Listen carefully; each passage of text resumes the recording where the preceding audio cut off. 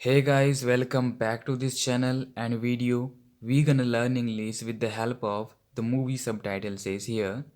And this is really a very good idea and trick to learn English with very easy way. Okay, so please watch the complete video here. तो हम जो सीखने वाले हैं ना ये daily life में जो हम यूज़ करते हैं जो बोलते हैं उन बोलने में जो चीज़ें हम यूज़ करते हैं ना उन सारी चीज़ों को हम इस वीडियो के थ्रू से सीखने वाले हैं। ये चैनल इसी पे डिपेंडेड है, आपको इंग्लिश सिखाएंगे। ठीक है, तो कंप्लीट वीडियो को आप देखें, बहुत अच्छा लगेगा और कंप्लीट वीडियो पे हम बहुत कुछ सीखने वाले हैं। ठीक है, आपको इस वीडियो के थ्रू से आपको वोकेब्स, ग्रामर रूल्स और हर चीज़ें आपको बताई जाएंगी, यहाँ तक कि ईडियम्स भी इंक्लूडेड है यहाँ पे। ठीक है, तो चलिए फटाफट वीडियो को शुरू करते हैं, लेट नहीं करते हैं। तो जो आज का फर्स्ट सेंटेंस है वो है देर आए दुरुस्त आए। देर आए दुरुस्त आए, ये चीज़ हम कैसे बोलेंगे? तो बोलेंगे बेटर लेट देन नेवर। आप सोच में कंफ्यूज हो रहे होंगे कि बेटर लेट देन नेवर ये कैसे हो सकता है, ये तो कुछ और ही बोल रहा है। लेकिन नहीं, ये क्या है? ये एक ईडियम है, एक मुहावरा है। और मुहावरा जो होता है वो जो सेंटेंस होते हैं उससे डिफरेंट होते हैं। तो मुहावरे भी हमें याद रखने पड़ते हैं। इंग्लिश जब बोलते हैं तो हम कभी कभी हम बहुत बार ऐसे बोलते हैं कि देर आए दुरुस्त आए, मुहावरे का यूज़ करते हैं। तब हमें वो चीज़ भी याद रखना पड़ता है जो आपकी इंग्लिश को और बेहतरीन और उम्दा और अच्छा लगने लगता है किसी के सामने, जब आप इस तरीके से यूज़ करते हैं वर्ड्स को। तो आप ईडियम्स भी अगर बोलते हैं, फ्रेजल वर्ब्स भी बोलते हैं, यूज़ करते हैं ना, तो वो काफ़ी अच्छा लगता है सुनने में भी। ठीक है, तो इसी तरह इंग्लिश बोले जाते हैं। तो चलते हैं नेक्स्ट। ये कैसे क्लियर हो गया ना आपका, देर आए दुरुस्त आए, बेटर लेट देन नेवर। ठीक है, नेक्स्ट है तुम अच्छी तरह। तुम अच्छी तरह जानते हो। क्या तुम अच्छी तरह जानते हो कैसे बोलना होगा? किसी के सामने अगर बोलना हो तो बोलेंगे यू नो वेरी वेल। क्या बोलेंगे? बोलेंगे you know very well. Very well बहुत अच्छी तरीके से, है ना, अच्छी तरीके से। और यू नो तुम जानते हो, इसी चीज़ है। तो तुम अच्छी तरह जानते हो, तुम अच्छी तरह जानते हो, यू नो वेरी वेल, इस तरीके से हम इसको बोलेंगे। कौन सा टेंस में है फटाफट कमेंट में बताइए। ठीक है, इससे आपका क्यूरियोसिटी और बढ़ेगा, आपका जो होगा रिवीजन और अच्छा होगा। नेक्स्ट है तो मैं कभी तुझे जाने ही नहीं देता। क्या है? तो मैं कभी तुझे जाने ही नहीं देता। इसको इंग्लिश में कैसे बोलेंगे? बोलेंगे I would have never let you go. क्या बोलेंगे? बोलेंगे I would have never let you go. Would have, जहाँ पे भी आपका जो मॉडल वर्ब यूज़ होता है उसके साथ में हम हैव यूज़ करते हैं। शुड हैव, वुड हैव, है ना, इस तरीके से हम यूज़ करते हैं। तो हैव यहाँ पे होगा एब्रीवेशन के रूप में। वुड के बाद भी ई लिखा हुआ है लेकिन ये वुड हैव है। ठीक है, आई नो, आई आपको जब पता होगा कि हम वुड जो मॉडल वर्ब्स होते हैं उनके साथ में हैव यूज़ करते हैं। ठीक है, तो I would have never let you go. Never मतलब कभी नहीं, लेट यू गो मतलब नहीं जाने देता, है ना, इजाज़त नहीं देता जाने का। तो क्या हो गया? तो मैं कभी तुझे जाने ही नहीं देता, I would have never let you go. चलते हैं नेक्स्ट वन पे। तू क्यों रो रही है? Why are you crying. तू क्यों रो रही है? Why are you crying. इन सब चीज़ों को जो है ना आप रिपीट करिए, लोगों के साथ में डिस्कस करिए, बातें करिए, या फिर नहीं कुछ तो आप मिरर होगा ही घर पे, मिरर के सामने बोल लें। ठीक है, कि कैसे बोलना होगा, माइंड पे कैलकुलेट करिए कि कैसे करना होगा, कैसे बोलना होगा, तभी इंग्लिश कन्वर्सेशन है भाई।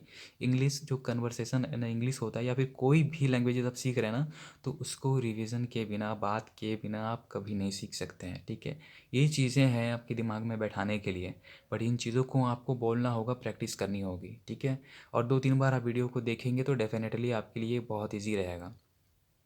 तो देखिए क्या बोल रही है, बोल रही है तू रो क्यों रही है? तू रो क्यों रही है? Why are you crying. Why are you crying interrogative sentence है। क्यों? क्योंकि डब्ल्यू एच है यहाँ पे। जहाँ पे डब्ल्यू एच फॉर्म पहले ही यूज़ होता है वहाँ पे वो इंट्रोगेटिव सेंटेंस हो जाता है। इंट्रोगेटिव सेंटेंस के लिए क्या यूज़ करते हैं? हेल्पिंग वर्ब आगे आ जाता है। तो यहाँ पे हेल्पिंग वर्ब क्या है? आर है। तो आर हम क्या करेंगे? आगे ले आएंगे सब्जेक्ट के। सब्जेक्ट कौन है यहाँ पे? सब्जेक्ट है यू, है ना। और वर्ब कहाँ पे है? वर्ब है क्राइंग। तो यहाँ पे कौन सा टेंस में हो गया? ये टेंस हो गया यहाँ पे। वाई आर यू क्राइंग, तुम क्यों रो रहे हो। तो ये प्रजेंट कंटिन्यूअस टेंस में हो गया। प्रजेंट कंटिन्यूअस टेंस में हो गया, है ना। आर यू क्राइंग, यहाँ पे V5 यूज़ हुआ है, यानी V1 प्लस ING। तो यहाँ पे कौन सा चीज़ हो गया, यहाँ पे हो गया प्रेजेंट कंटिन्यूअस टेंस। ठीक है, चलते हैं नेक्स्ट वन पे। नेक्स्ट है, तुझे मेरा सिचुएशन पता है। तुझे मेरा सिचुएशन पता है। You know my situation. तुझे मेरा सिचुएशन पता है। यू नो माई सिचुएशन कौन सा टेंस में है? ये टेंस हो गया आपका सिंपल प्रेजेंट। ठीक है, यू नो माई सिचुएशन। तुम्हें मेरा सिचुएशन मतलब होता है आपका परिस्थिति। ठीक है, यहाँ पे इंग्लिश में, हिंदी में भी सिचुएशन ही लिखा हुआ है, बट यहाँ पे सिचुएशन का मतलब होता है परिस्थिति, मेरी स्थिति, है ना, इस तरीके से। तो तुझे मेरा सिचुएशन पता है, तो यू नो माई सिचुएशन, है ना। तो इस तरीके से हम इसको यूज़ करेंगे। तो चलते हैं नेक्स्ट वन पे। नेक्स्ट है, अरे दाग तो चले भी जाएंगे। दाग तो चले भी जाएंगे। ये सेंटेंस कैसे बोल रहा है, इसको हमें अगर बोलना होगा कभी तो कैसे बोलेंगे? बोलेंगे the stains will go off eventually. The stains will go off eventually. अब देखने वाली बात है कि हम ट्रांसलेट कैसे किए। तो ये है स्टेन्स, मतलब दाग हो गया। Will go of, will go of, तो यहाँ पे हो जाएंगे ना, फ्यूचर की बात हो रही थी, यहाँ पे विल हो गया, स्टेंस के साथ में विल यूज़ करेंगे। गो ऑफ, गो मतलब जाना, ऑफ मतलब चले जाना। ठीक है, तो गो ऑफ एक फ्रेजल वर्ब है। गो और ऑफ एक साथ यूज़ करेंगे किसी चीज़ को चले जाने के लिए, है ना। तो गो ऑफ इवेंचुअली, चले भी जाएंगे, है ना। देखिए कैसे सेंटेंस को यूज़ किया गया है, दाग तो चले भी जाएंगे, है ना। तो इवेंचुअली वहाँ पे यूज़ होता है जहाँ पे इस तरीके के सेंटेंस को बोला जाता है, चले भी, चले भी, तो यहाँ पे इवेंचुअली यूज़ होगा। ठीक है, चलते हैं नेक्स्ट पे। नेक्स्ट है, इसको ईमानदारी की बीमारी है। इसको ईमानदारी की बीमारी है। He has the sickness of honesty. क्या बोलेंगे? बोलेंगे he has the sickness of honesty, honesty, sorry honesty. तो यहाँ पे ये देखिए, ये कैसे बोला गया है, बोला गया है तो यहाँ पे सिकनेस मतलब बीमारी हो गया, सिक मतलब बीमार होता है, तो सिकनेस मतलब बीमारी हो गया। ठीक है, बीमारी जैसे आदत हो गया। ऑनेस्ट मतलब ये हो गया ईमानदार।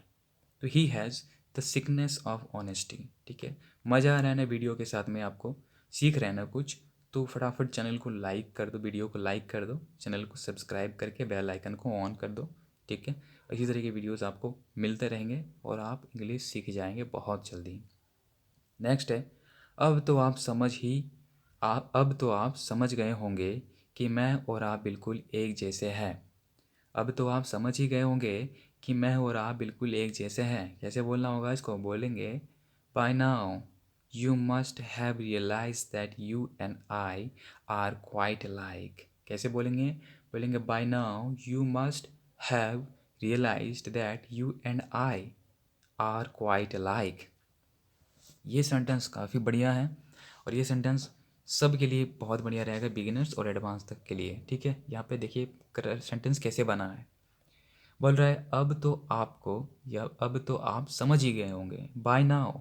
अब तो, बाय नाउ, अब तो के लिए क्या यूज़ किया हम? By now. You must have realised, अब आप समझ ही गए होंगे, समझ ही गए होंगे, समझ गए होंगे। तो यू मस्ट बहुत ये बात कही जा रही है, तो यू मस्ट हैव रियलाइज्ड, आप समझ ही गए होंगे। ये कौन से टेंस में हो गया? आप थोड़ा सा हम ब्रेक करके देखते हैं सेंटेंस को।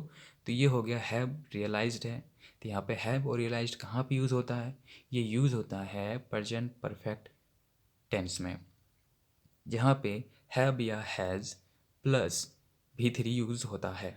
तो यहाँ पे हो गया you must have realised that, कि मैं और आप बिल्कुल एक जैसे हैं। You and I are quite alike. एक चीज़ यहाँ पे और देखने वाली बात है कि यहाँ पे you and I are quite alike लिखा हुआ है। तो ये क्वेश्चन काफ़ी बढ़िया है, ये जो सेंटेंस है, क्योंकि ऐसे सेंटेंसेस पूछे जाते हैं एसएससी के एग्ज़ाम्स में। यहाँ पे देखिए कौन सी बात है, यू एंड आई, ये जो चीज़ है ना, जो यू और आई एंड के साथ में जुड़ा हुआ है। ठीक है, तो यहाँ पे जो हो गया एंड के साथ में जुड़ा हुआ है, तो कोई भी उसके बाद हेल्पिंग वर्ब जो आएगा, जो यहाँ पे आर आया हुआ है, एंड के साथ में अगर कभी भी कोई दो सब्जेक्ट जुड़े हुए हो, दो पर्सन जुड़े हुए हो तो उसका जो हेल्पिंग वर्ब होगा वो फर्स्ट फॉर्म के हिसाब से नहीं, जो सेकंड फॉर्म होगा उसके हिसाब से हमारा हेल्पिंग वर्ब होगा। यानी कि यू का जो हेल्पिंग वर्ब होगा वहाँ पे यूज़ किया जाएगा। यहाँ पे आई के साथ में एम यूज़ करते हैं, बट यहाँ पे दो लोग एंड के साथ में जुड़े हुए हैं तो यहाँ पे एक पर्सन नहीं दो पर्सन की बात हो रही है, तो वहाँ पे आई के साथ एम, यहाँ पे एम यूज़ नहीं होगा, यहाँ पे आर यूज़ होगा क्योंकि दो पर्सन की बात हो रही है। ये चीज़ माइंड में बैठाने वाली बात है कि एंड जहाँ पे जुड़ा होगा उसके पहले वाले जो सब्जेक्ट होगा उस सब्जेक्ट के हिसाब से हमारा हेल्पिंग वर्ब होगा। ठीक है, तो ये जो सेंटेंसेस है ना, हम काफ़ी यूनिक सेंटेंसेस हैं जो लिए गए हैं और इनसे बहुत कुछ सीखने वाले हैं। कोई भी आपको ग्रामर में रोक नहीं पाएगा, ठीक है, और कोई भी इंग्लिश में आपको रोक नहीं पाएगा। आप एकदम फ्रैंकली बोल पाएंगे, कोई दिक्कत नहीं आएगी। So stay in this channel, please subscribe, okay, and complete watch the video. Next जो है यहाँ पे है, अनिल शाह की पेंटिंग खरीदेगा कौन। अनिल शाह की पेंटिंग खरीदेगा कौन। तो यहाँ पे जो शाह है ना, ये भाई होता है, जो ये राजस्थानी लोग बोलते हैं ना, अनिल शाह, भाई शाह। तो शाह जो है ये भाई के बारे में बात हो रहा है, तो इससे कोई फर्क नहीं पड़ता कि हमारे सेंटेंस पे। तो अनिल शाह की पेंटिंग खरीदेगा कौन, who will buy Anil's painting, है ना। यहाँ पे शाह कोई मायने नहीं रखता यहाँ पे। Who will buy Anil's painting, ठीक है ना, कौन खरीदेगा। तो ये हु विल, सेल विल कहाँ पे यूज़ होता है, अगर यूज़ हुआ है तो कौन सा टेंस में होगा, definitely indefinite, future indefinite tense में होगा। तो यहाँ पे सेल या विल कहाँ पे यूज़ होता है, सेल या विल, है ना, ये चीज़ ध्यान रखिएगा। तो यहाँ पे हु विल यूज़ हुआ है बाय अनिल्स पेंटिंग। देखिए अनिल्स पेंटिंग और पेंटिंग ऑफ अनिल दो चीज़ में डिफरेंट है, दोनों का मतलब एक ही है ना, कि अनिल का पेंटिंग और पेंटिंग, अनिल का पेंटिंग दोनों हम लिख सकते हैं, अनिल्स पेंटिंग या पेंटिंग ऑफ अनिल्स। तो अगर हम कोई, यहाँ पे भी एक चीज़ है समझने वाली बात है, कोई भी निर्जीव वस्तु हो, कोई भी जो सजीव नहीं है, निर्जीव है, उस चीज़ को अगर किसी के साथ में रिलेट करें तो वो चीज़ में हम एपोस्ट्रोफिस एस के साथ में यूज़ करेंगे। जैसे कि Anil's painting, Anil's pen, Anil's slippers, Ram's book, इस तरीके से चीज़ें हम यूज़ करेंगे। बट अगर वही अगर सजीव चीज़ होता तो वहाँ पे हम वो लिखते हैं ऑफ के साथ में। जैसे कि राम का कुत्ता, तो डॉग ऑफ राम, है ना, इस तरीके से ऑफ यूज़ करते हैं।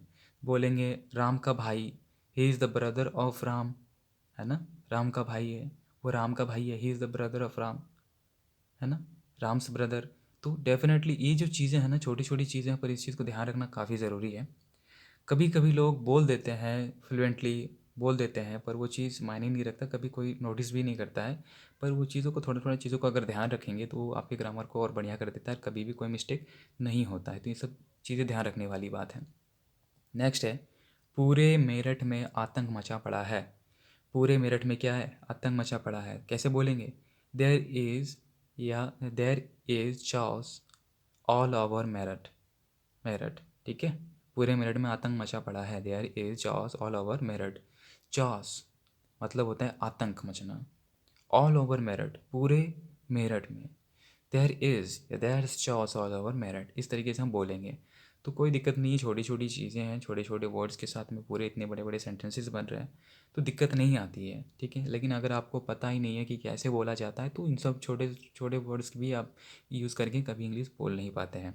बट अगर आपको पता है कि तरीका कैसे बोलने का, तब कोई दिक्कत नहीं आती, क्योंकि आप देख रहे होंगे कि आप अगर 8th स्टैंडर्ड में भी अगर होंगे ना, तब भी आपको इतने छोटे छोटे वर्ड्स तो डेफिनेटली याद होंगे। अब देख ही रहे ना, नो बडी, कोई नहीं, हेल्प्स मतलब हेल्प करना, मदद करना है, नो एनी बडी, कोई नहीं, है ना, कोई, हेयर मतलब यहाँ, ये सब छोटी छोटी चीज़ें हैं, ये तो आपको याद ही होगा।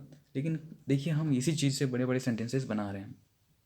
कैसे है, यहाँ पे कोई किसी की मदद नहीं करता, कैसे बोलेंगे यहाँ पे, यहाँ कोई किसी की मदद नहीं करता, nobody helps anybody here, nobody helps anybody here, nobody कोई नहीं, हेल्प्स मतलब मदद करना, एनी बडी मतलब किसी को भी, है ना। तो इस तरीके से बोले जाते हैं।